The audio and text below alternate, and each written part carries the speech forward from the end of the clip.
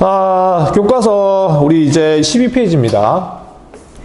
교과서 12페이지 볼게요. 교과서 12페이지.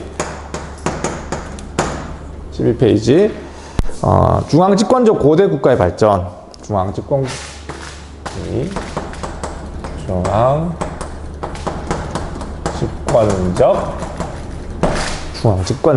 고대 국가의 발전. 고대 국가의 발전이라고 하는 이야기인데, 우리 지난 시간에 마지막에 했던 걸 좀 기억해 봐야 돼, 얘들아. 마지막에 했던 거. 마지막에 우리가 이제 연맹왕국이라고 하는 거 기억나니? 그러니까 철기시대 마지막. 철기시대. 그러니까 철기시대 마지막에 우리 국가가 탄생하고, 청동기시대 국가가 탄생하고, 이제 좀 더 발전된 형태로서 부여라든가 고구려와 같은 국가는 좀 이제 연맹왕국이라고 우리가 불렀습니다. 연맹왕국. 겨울왕국이 아니고 연맹왕국. 자, 미치겠어요. 자, 혼자 있으니까 뻘쭘해서 그래요. 맨날 이런 거 하는 건. 알겠습니까? 연맹왕국인데, 연맹왕국은 왕권이 약했어요. 그러니까 왜 이러냐면, 이 귀족들 집단, 고구려 같은 경우는 오부라고 하는 집단이 있었고, 우리 부여 같은 경우는 마가우가 저가 구가라고 하는 사출도를 다스리는 그런 집단이 있었다고. 얘네들이 사실상 국가의 핵심 세력이었었어요. 귀족 집단이. 그러니까 거기서 뽑았던 게 왕이었었어요. 그러니까 왕권이 약할 수밖에 없죠. 그거 유튜브 켜달래요. 알겠어요. 또 이 유튜브 갑니다. 자, 유튜브 알았어요. 유튜브 잠깐만 켰는데 한 1분 정도 걸립니다. 유튜브가 생각보다 많이 보는가 보네. 유튜브. 어제 쌤이 올렸던 일주제 선사시대 요거 봐라. 어제 제대로 안 돼가지고 그냥 찍은 거 올렸습니다.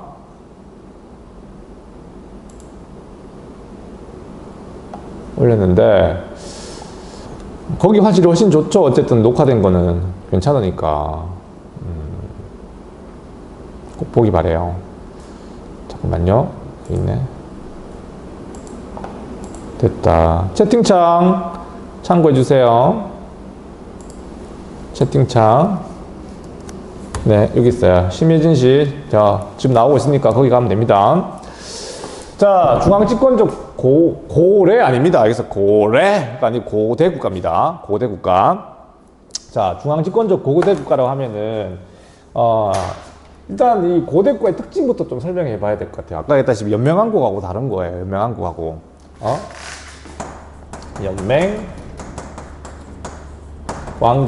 왕국에서 이제는 고대 국가로 발전해 나가는 건데, 이 어떤 점에서 다른가? 첫 번째, 아까도 얘기했다시피 중요한 거 왕권이 강화된 거예요. 왕권이 강화된 국가예요. 고대 국가는. 그렇다고 하더라도 왕권이 늘 강할 수는 없고요. 어쨌든 왕권 중심으로 좀 더 이제 중앙 집권화 되는 거죠. 이해입니까? 그러니까 오부라고 하는 게 고구려의 오부라고 하는 거라든가, 아까 부여의 마가우가 저가라고 하든가, 이건 다 지방을 다스리던 지방 세력입니다. 그 얘들이 어떤 권력을 갖다가 중앙으로 꽉 모으는 거죠. 왕을 중심으로. 그게 중앙 집권 국가예요. 알겠습니까? 내가 이제 이 의미를 잘 모르고 그냥 막 외우고 그러는데, 이제 그거가 우리가 이제 근대사 공부할 때도 근대 국가가 뭔지부터 막 설명했잖아. 맞죠? 신분제가 사라지고 신분제를 폐지하고 근대 산업을 일으키고 이런 것들이 근대 국가의 특징이라면, 마찬가지로 고대 국가의 특징부터 알고 이제 시작해야 되는 거지. 그래서 왕권을 강화시키는 방법으로서 어떤 조치가 취해지냐면, 일단은 중앙 정치제도가 정비가 돼야 돼요. 정치제도가 정비가 돼야 되고, 네. 유튜브 오프라인 상태로 돼 있어요. 그래? 잠깐만요. 연결 상태가 우수하다 돼 있는데. 네? 오늘 좀 이상해요. 잠깐 다시 껐다가 해볼게. 네.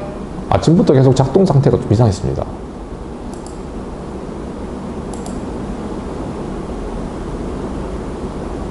다시 해볼게요. 방송 시작 눌렀어요. 한 1, 2분 뒤엔 돼야 될 텐데. 됐나? 나오나? 왜요? 됐다. 자, 계속 나갈게요. 그래서, 얘들아, 이거 중앙정치제도라고 하는 게 뭔가, 그러니까 이제 삼국의 중앙정치제도 이런 것도 막 이제 외워야 되는 거죠. 뭐 어쩔 수 없죠. 일입니까? 그 다음에 통치조직이라고 하는 걸 말하는 거고, 그 다음에 군사조직, 이런 것도 또 정비해야 되고, 일입니까? 제일 중요한 건 뭐냐면, 지방제도예요. 사실은 지방제도. 이런 것도 또 사실은 이제 영토가 확장되면서 전쟁을 통해 영토 확장하는 게 이제 왕권 강화의 중요한 수단이었거든요. 이해됩니까? 어쨌든 이런 지방제도도 새로 획득한 영토를 갖다가 또 관리하는 것들. 이런 것들이 사실 고대 국가의 특징입니다. 알겠습니까? 영토 강화시키고. 자, 어쨌든 이렇게 해서 강화된 왕권을 바탕으로 해가지고 중요한 거는 영토를 확장해 나가는 그런 국가들, 우리는 그걸 갖다 고대 국가라 불러요. 왕권을 안정된 왕권을 바탕으로 하여 영토를 확장해 나가는 그런 국가, 고대 국가라고 부르는 거지. 그래서 얘들아, 우리가 이제 삼국시대라 부르는 건 사실은 4세기, 5세기, 6세기야. 4세기, 5세기, 6세기. 근데 그 시대에 삼국만 있었나? 고구려, 백제, 신라만 있었어요? 아니라니까? 부여도 있었어. 부여도 5세기까지 존재했던 나라입니다. 5세기까지나. 무려 5세기까지나. 4세기, 5세기, 6세기가 삼국시대인데. 그 다음에 가야는 언제까지 있었지? 가야는 무려 6세기까지도 있었어요. 그러니까 가야가 멸망한 게 금강가야는 저기 법흥왕 때고요. 신라죠. 대가야는 신라 진흥왕 때 망했습니다. 그러니까 6세기까지도 가야는 있었다니까요. 근데 얘네들을 삼국에 끼워주지 않는 이유는 바로 뭐다? 왕권이 강화되지 못했고 영토 확장 제대로 못했으니까 망한 거죠. 삼국이 아닌 거지. 이해됩니까? 그래서 우리는 고대 국가의 특징, 그럼 나머지 이제 고대 국가로 발전해 나갔던 고구려, 백제, 신라의 어떤 발전 과정 이런 걸 갖다 중심으로 보는 거죠. 공부를 하는 거지. 알겠습니까? 자, 좀 외울 게 많습니다. 외울 게 많아요. 그러면 구체적으로 고대 국가를 만들어 나갔던 이 과정들, 고구려는 어떻게 고대 국가로 발전해 나가는지 알겠습니까? 그리고 백제는 그 과정에서 어떤 왕들이 등장하는지, 신라는 고대 국가를 어떻게 만들어 나가는지 외울 수밖에 없어요. 중요한 왕들 몇 개는. 알겠습니까? 자, 책에도 뭐 고구려, 백제, 신라 다 나오는데 그냥 다 적을게요. 이거 다른 녹화할 때도 이거 다 적었으니까 책에 나오는 것 이상으로 좀 많이 적었어 내가. 고려 같은 경우는 태조왕도 있고요. 태조왕, 고국, 천왕, 요거 두 개밖에 안 나옵니다 사실은. 알겠습니까? 그 다음에 동천왕도 있고 미천왕도 있고, 미천왕은 좀 알아둬야 돼요. 미천왕도 있고, 알겠습니까? 고국, 원왕 시절 얘기 조금 하고요. 마지막에 이제 중요한 소수림왕, 마방. 누가 휘파람 불었니? 휘파람 소리가 났는데. 자, 요렇게 이제 나갔던 고대 국가의 정비 과정들 한번 살펴보고요. 알겠습니까? 다 어떻게 외웁니까? 그래도 중요한 것 좀 알아둬야 돼요. 알겠습니까? 책에는 요거 태조왕 시절하고 그 다음에 고국천왕 얘기가 좀 나오네요. 표에 봐봐. 12페이지 밑에 보면 삼국의 체제 정비라고 하는 말 나오지. 그 얘기예요, 이게 지금. 알겠습니까? 그러니까 고대 국가를 어떻게 만들어 나갔느냐, 뭐 그런 과정들을 설명하는 거고, 백제 같은 경우는 좀 중요한 왕은 일단 고이왕이 있고요. 고이왕이 있고, 그 다음에 너네 이 사람 다 알아요. 근, 초, 고, 왕이 있어. 다 알다. 그 다음에 이제 신유왕 정도는 알아둬야 되겠죠. 요 세 왕들. 세 왕의 어떤 업적들 정도는 좀 체크해야 됩니다. 신라는요, 이거 다 어떻게 안 해, 너네. 신라는요, 채환이 표정이 되게 좋지 않습니다. 잘 보입니까, 글씨는? 네? 잘 보여요. 다행이다. 신라 같은 경우는 일단 뇌물, 마립감, 뇌물왕이 있고, 그 다음에 지증왕이 있고, 그다음 마지막 중요한 법흥왕이 있습니다. 법흥왕. 얘들아 이거 다 어떻게 외웁니까? 자, 근데 소수리망 때 어떤 업적 이런 건 중학교 때 기억나지 않니? 소수리망 때랑 좀 유명한 게 많아가지고 법흥왕의 업적 이런 거는 좀 기억나야 됩니다, 사실. 그래서 나머지 것들은 좀 너네가 기억하기 힘든 건 사실이에요. 자, 구체적으로 고대 국가를 만들어 나갔던 이 왕들의 업적들 간단하게 설명하겠습니다. 간단하게. 알겠습니까? 태조왕은 첫 번째로 뭐 중요한 이 사람은 자, 게르부 고시의 왕위 계승권을 확립했다. 무슨 말이냐면 원래 고구려도 5부 알겠습니까? 5개의 부족이 있었어요. 게르부, 소노부, 전러부, 순노부, 권나부. 뭔 말인지 모르겠지만 하여튼 5개의 부가 그런 부가 있었다고. 야, 부가 뭔 말인지 또 이해가 안 되죠. 채환이가 제일 나를 집중해 주는 것 같아서 물어볼게. 나머지는 또 보고 있겠지만 부라고 하는 게 어떤 의미냐면 얘들아, 채환아, 부가 뭔 것 같아요? 오부. 뭐 조직? 아, 맞아. 조직이에요. 그러니까 이렇게 생각해. 내가 비유를 들자면 5개의 동아리. 알겠습니까? 5개의 동아리 집단. 그렇게 우리가 학교를 비유를 든다면 그렇게 이해하면 되겠습니다. 5개의 동아리 집단. 그 5개의 동아리 집단이 연합해서 만든 게 고구려예요. 이해됩니까? 연합해서 만들었다고. 이제 그 5개의 동아리니까 대표를 또 뽑아야 되는 거 아니겠습니까? 동아리 대표도 있겠지만 그 동아리 5개를 대표하는 대표. 그게 왕인 거야. 이해됩니까?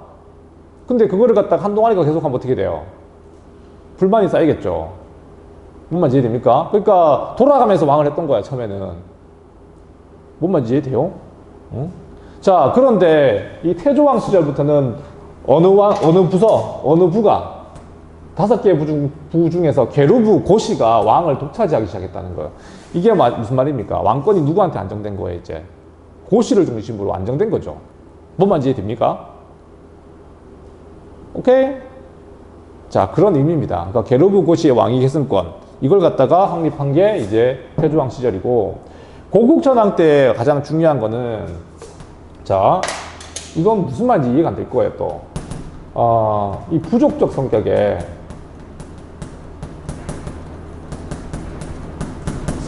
오부가 행정적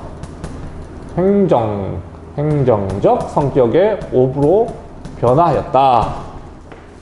자, 다시 부족적 성격의 오부가 행정적 성격의 오부로 변화했다. 뭔 말인지 이해가 되는지 모르겠습니다.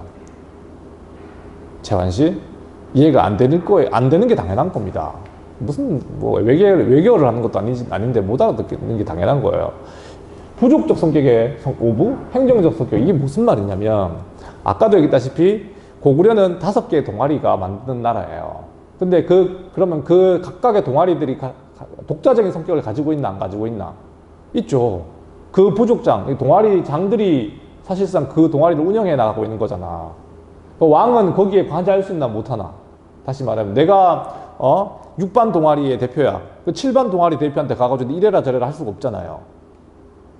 무슨 말인지 되지? 이해됩니까? 근데 이게 어떤 의미냐면 왕권이 강화됐으니까 이제는 다른 동아리들까지 다 이제 간섭할 수 있는 거지. 이해됩니까? 그래서 자, 고국천왕 때는 왕권이 좀 더 이제 안정되고 귀족들을 좀 통제하면서 각각의 부족들까지도 왕이 이제 통제하게 된 거지. 그걸 행정적 성격의 오부라고 부르는 거예요. 되게 말이 어려운 용어예요, 이게 사실은. 내가 이해하기 힘든 겁니다. 비유를 하자면 이런 거예요. 이제 독자적 성격의 부가 이제 오부가 이제는 왕권의 지배를 간섭을 받을 수 있을 만큼 이제 약화되고 왕권은 강화되었다. 그냥 그렇게 이해하면 되겠죠. 알겠나요? 자, 이런 식으로 계속 왕권은 강화되어 갑니다. 알겠습니까? 특히 미천왕 시절에는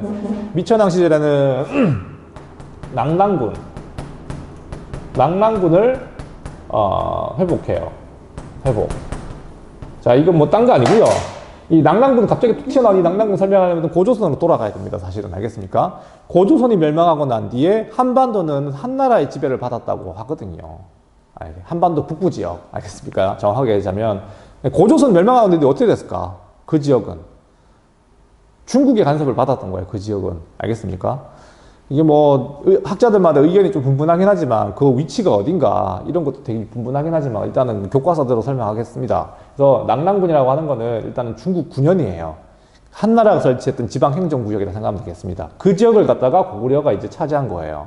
여기가 어디냐면 대충 평양, 지금의 북한에 있는 평양 근처라고 그냥 얘기는 많이 합니다만 아닌 사람도 있다고 얘기하기도 하고, 근데 어쨌든 평양 근처 거기를 갖다가 고구려가 차지하게 된 거지. 영토가 넓어진 거죠. 알겠습니까? 자, 그러다가 고국 원왕 시절 되게 중요해요, 사실은. 우리 삼국시대를 갖다 전반적으로 이해하려면은, 이건 고구려는 좀 다 적어줘야 될 것 같아요. 고국 원왕 시절에는 이렇게 중국 세력과도 계속 중국이죠. 중국, 이단 위나라였습니다. 위나라, 맞나? 모르겠다. 위 아니고 전현이구나. 전현과 경쟁하고, 전현 뭔지 몰라도 있습니다. 알겠습니까? 그냥 그런 나라가 있었어요. 그 다음에 이 당시에 또 누구와 경쟁하게 됐냐면, 백제와도 경쟁했었어요. 백제. 그러니까, 백제를 말하는 겁니다. 알겠습니까? 낙랑군이라고 하는 게 사실은 중국, 고구려하고 백제 사이에 있던 어떤 지역이었거든요. 그 지역을 고구려가 먹어버린 바람에, 이제는 고구려랑 백제랑 직접적으로 부딪히게 된 겁니다. 그래주면 좋겠지만, 그냥 이 시간이 너무 없고요. 고구려랑 백제가 이제 국경을 사실상 맞닿게 된 거라서 싸울 수밖에 없죠. 알겠습니까? 그러다 보니까 백제랑 이제 싸우게 됐는데, 놀랍게도 이 당시 백제 왕이 누구였냐면 바로 근초구왕이었었어요. 이 당시 근초구왕 시절에 백제와 고국천왕에 고구려가 전쟁까지 벌인 겁니다. 누가 이겼을까요? 놀랍게도 백제가 이겨버렸었어요. 알겠습니까? 다시 말하면 이 고국 원왕 알겠습니다. 고국 원왕 시절에 고구려가 큰 타격을 받고 나라가 완전 망할 뻔했었던 적이 있었다고요. 이해됩니까? 듣고 있니? 애들이 이해를 하는지 모르겠습니다. 지금 고구려 사를 좀 정리하고 있는 중이라서, 이제 고국 원왕 시절에 그렇게 큰 위기를 겪었으니 국가를 다시 재정비해야 되지 않을까? 맞죠? 소수리망 시절에 다시 국가를 재정비하게 됩니다. 알겠습니까? 국가를 재정비. 뭔 말인지 이해됩니까? 중국과 전쟁에서도 크게 패배했었고요. 수도가 털렸거든요. 자기 아버지 어떤 미천왕 왕이 파헤쳐지고 난리가 났었습니다. 게다가 백제와의 전쟁에서 고국 원왕이 죽기도 했었어요. 죽어버렸습니다. 백제한테 죽었다고. 했으니까 전쟁하다가 이렇게 이제 나라가 망할 뻔한 이런 위기를 겪으면서 소수리망 시절에 국가를 정비하게 되는데, 이때 이제 율령이라든가 네? 이 중앙정치제도랑 통치체제라고 하는 게 바로 이 율령을 말하는 겁니다. 알겠습니까? 율령이 뭘까? 그러면은 율령은 쉽게 얘기하면 국가를 운영하는 헌법과 같은 거라 생각하면 되겠습니다. 헌법. 우리나라에 헌법이 있잖아요. 맞죠? 그런 어떤 통치 어떤 시스템을 말하는 거라고 생각하면 되겠네요. 생각하면 돼요. 이거 되게 어렵다. 이거 어떻게 애들한테 시간이 또 많은 것도 아니고. 율령. 그 다음에 중요한 건 또 뭐야? 불교도 이때 수용이 돼요. 수용. 알겠습니까? 이런 식으로 국가 체제를 갖다가 정비해 나갔던 게 바로 소수리망. 잘 묻죠. 그래서 시험에서. 알겠습니까? 이 소수리망이 어떤 국가 체제 정비를 바탕으로 하여 그 다음 왕이 누구죠? 최완씨. 그 다음에 등장하는 게 누구지? 소수리왕이요. 다음에. 나네 알고 있죠? 누굴까요? 국민들이 다 알고 있는 왕. 만주벌판 뛰어가고 싶다. 그 장수왕? 광개토 대왕 먼저 나오고 장수왕. 그래, 이 다음이야. 알겠습니까? 국가체제를 정비하고 난 뒤에 그렇게 이제 대외 활동이 가능했던 거였죠. 잘했습니다. 네네. 심해진, 왜? 심해진, 크크 할 필요 없어요. 모르는 사람 많아요. 네. 잠깐만요.